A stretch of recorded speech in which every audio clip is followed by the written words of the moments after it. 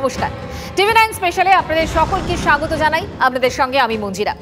আমার চারপাশটা দেখে কি মনে হচ্ছে? মরুভূমি? না না, তীব্র গরমকে মাথায় রেখে তৈরি করা একটা কাল্পনিক সেট। কিন্তু আবহাওয়া যে খেল দেখাচ্ছে তাতে এই পরিস্থিতিটা আর কাল্পনিক বলে মনে হচ্ছে না, বরং হয়তো কয়েক বছরের মধ্যে এটাই বাস্তব হয়ে উঠতে পারে। আমি আপনি রাজ্যের গরম নিয়ে কথা বলছি, কিন্তু গোটা বিশ্বে আবহাওয়া কিভাবে বদলে যাচ্ছে খেয়াল করেছেন কি? আমাদের দেশের মরু রাজ্যের রাজস্থানের থেকে বেশি গরম এই বাংলায়, আমার আপনার বাংলায়। আবার মরু দেশ আরবে বন্যা, ইউরোপে প্রবল গরম। পৃথিবীর প্রতিটি দেশের আবহাওয়ার একটা বৈচিত্র্য দেখা যাচ্ছে, কিন্তু প্রতিদিন প্রতি মুহূর্তে সেটা বদলে বদলে যাচ্ছে। আজকের টিভি 9 স্পেশাল এই নিয়েই, আপনাদের সঙ্গে আমি মঞ্জিরা।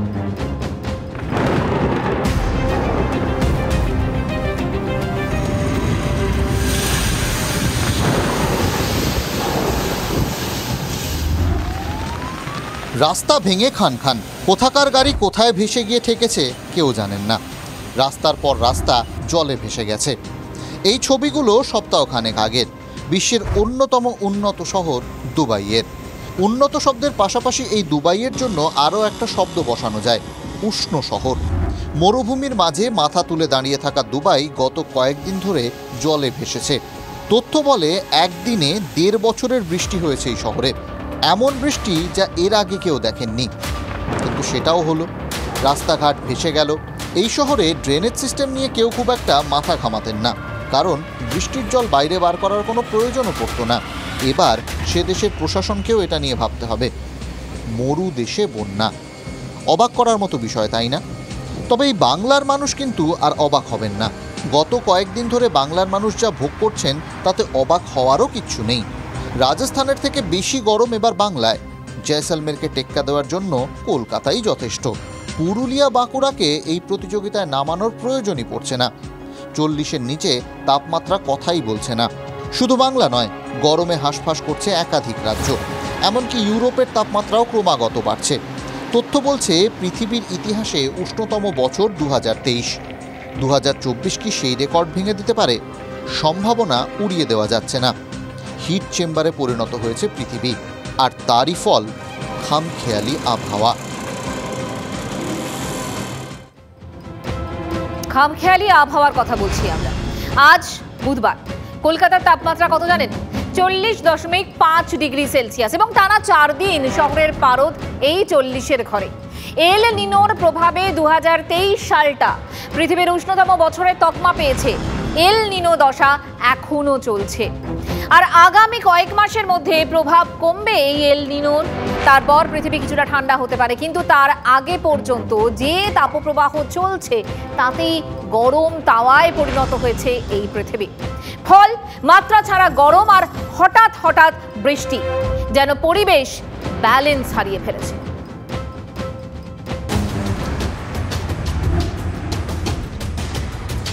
গত বছর রাষ্ট্রপুঞ্জ জানিয়েছিল গ্লোবাল ওয়ার্মিং বলার দিন শেষ হয়ে গেছে। বর্তমানের সময়টা নাকি গ্লোবাল বয়লিংয়ের। বিশ্ব আবহাওয়া সংস্থা আগেই জানিয়েছিল 2027 সালের মধ্যে পৃথিবী পেতে চলেছে উষ্ণতম বছর। The era of global warming has ended. The era of global boiling has arrived. The air is unbreathable. The heat is unbearable. সেই পূর্বাভাস মিলিয়ে 2023 তাপমাত্রার নিরিখে 1 নম্বরে উঠে এসেছে। আর এবার এপ্রিল মাসে যে খেল দেখাতে শুরু করেছে তাতে 2023 সালকে পেছনে ফেলে দিতে পারে 2024। এখনও মে, জুন, জুলাই, অগস্ট বাকি। কি অপেক্ষা করে আছে ভাবলে ঘেমে নাকাল হচ্ছেন সাধারণ মানুষ।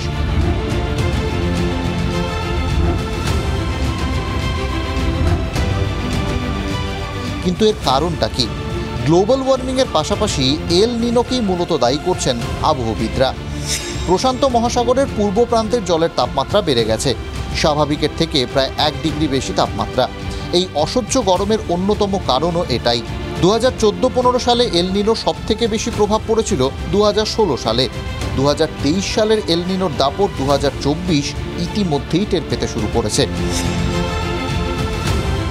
2027 পর্যন্ত যাওয়ার কোনো প্রয়োজন কি আর আদৌ আছে? তার আগেই সব রেকর্ড ভেঙে যেতে পারে যে। আগামী 3 মাসে ধীরে ধীরে দুর্বল হয়ে যাবে এল নিনো, কিন্তু এর প্রভাব থেকে সহজে ছাড় পাওয়ার সম্ভাবনা কার্যত নেই।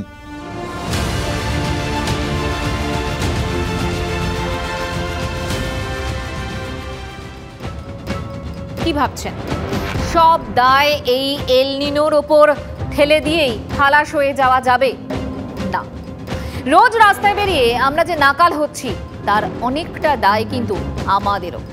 আমাদের চারপাশে 10 বছর আগে যত গাছ ছিল এখন কি সেটা আছে? চারিদিকে নগরায়ন হচ্ছে, গাছের পর গাছ কেটে ফেলা হচ্ছে আমজনতা হয়ে।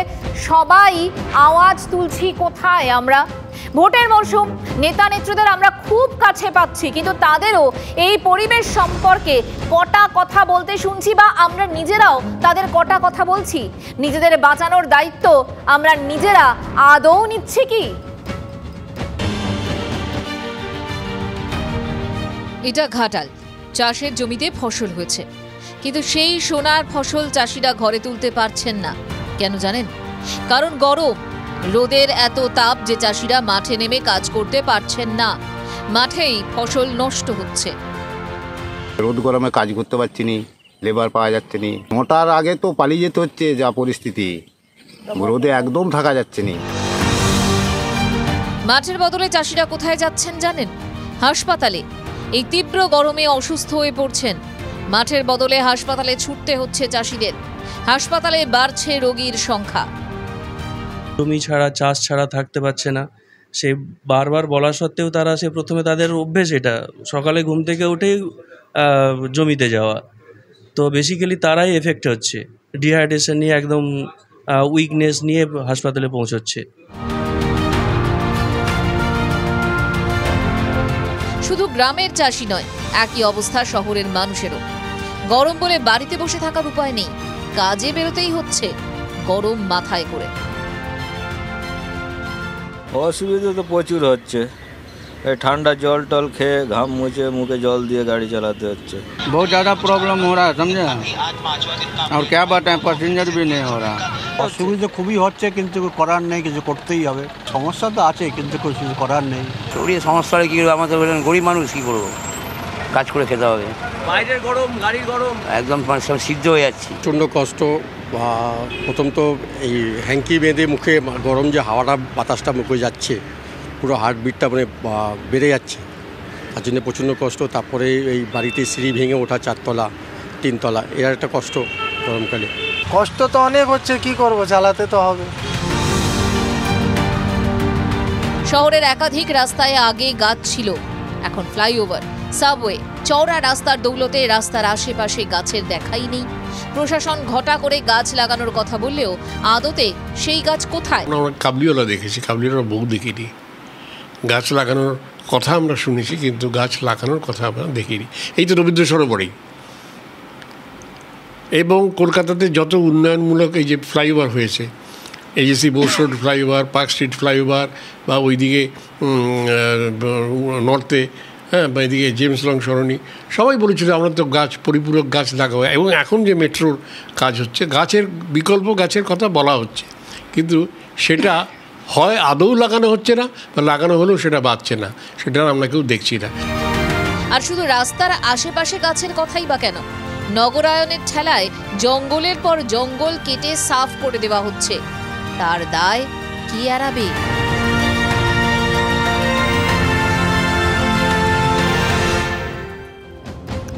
বারবার এই কথাগুলো শুনতে খুব একঘেয়ে লাগে, তাই না? খুব বোরিং। কিন্তু বিশ্বাস করুন, এই বোরিং কথার মধ্যে যে সতর্কবার্তা আছে সেটা বুঝতে না পারলে আমাদের ভবিষ্যৎ কিন্তু একেবারে অন্ধকার। গোটা বিশ্বজুড়ে যে পরিবেশ আন্দোলন হচ্ছে সেটাকে গুরুত্ব না দিলে এমন একটা দিন আসতে পারে যখন সত্যি এরকম এই যে কাল্পনিক সেট, মানে মরুভূমি দেখতে আমাদের আরব দেশ আর যেতে হবে না, বরং আরব দেশের মানুষ মরুভূমি দেখতে আমাদের এখানে চলে আসবে। রেজাল্টটা আজকে বেরোচ্ছে, পরীক্ষা কিন্তু অনেক আগেই হয়েছে। মরু অঞ্চলে বৃক্ষরোপণ হচ্ছে এবং খালের জলের প্রবাহ ওরা যেভাবে নিয়ে যাচ্ছে, আর যেভাবে উল্টো দিকে পূর্ব এবং উত্তর পূর্ব ভারতে যে বনাঞ্চল ধ্বংস হচ্ছে, গাছের নয়, বন, যেখানে গাছের কী বলবো যে সাম্রাজ্য, সেই সাম্রাজ্যকে যেভাবে মানুষ ধ্বংস করছে, তাতে 50 বছর বাদে হয়তো আমরা যাব সবুজায়ন দেখতে মরুভূমিতে, আর মরুভূমি মানুষরা এখানে আসবে মরুভূমি দেখতে। আমাদের যে জিও কেমিক্যাল সাইকেলগুলো আছে সেইগুলো ভূমির ব্যবহারের সঙ্গে নেচারের সঙ্গে ভালো মতো সাযুজ্যপূর্ণ অবস্থায় রয়েছে। মানুষ কি করেছে, এখান থেকে নিজের মতো করে পরিবর্তন করার চেষ্টা করেছে। সেই পরিবর্তনগুলো যতটা সম্ভব কম করা যায় এবং পরিবেশের যে ভারসাম্য যেটাকে আমরা বলি সেটা বজায় রাখতে পারি, তাহলে ভালো হবে। কথাগুলো শুনতে কিছুটা বিরক্ত লাগলেও এটাই কিন্তু সত্যি।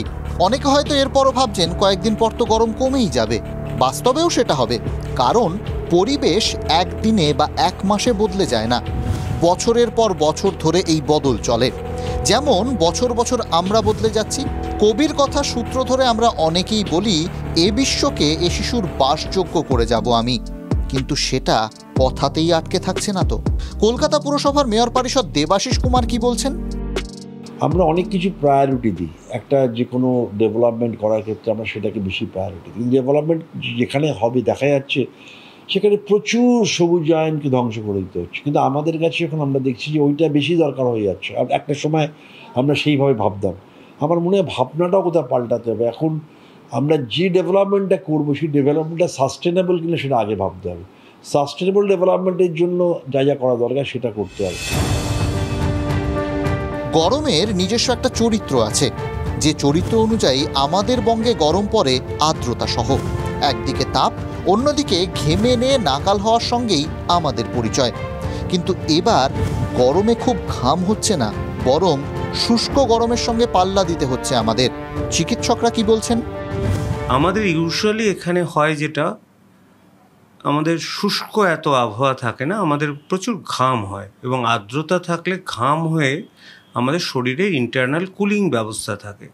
তো এখন থেকে আমাদের অভ্যস্ত হতে হবে যাতে এই গরমে আমাদের হিট রিলেটেড ডিসঅর্ডার যাতে না হয়।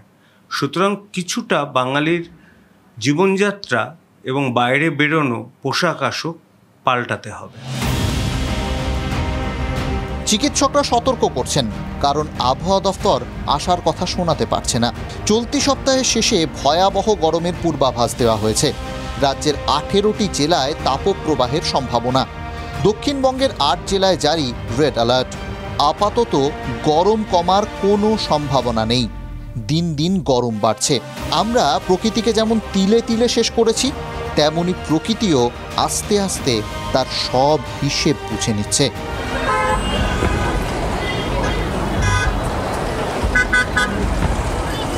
উফ, আর তো পারা যাচ্ছে না।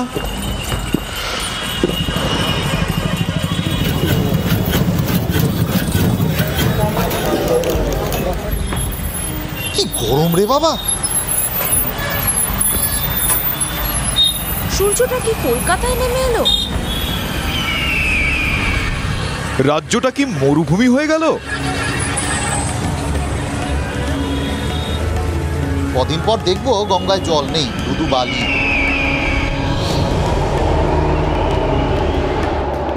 ওই দেখুন সোনার কেল্লা, তুরি, ভিক্টোরিয়া। দ্য 42 বিল্ডিং নয় দাদা, টেম্পারেচার মাপছিলাম। TV9 বাংলা।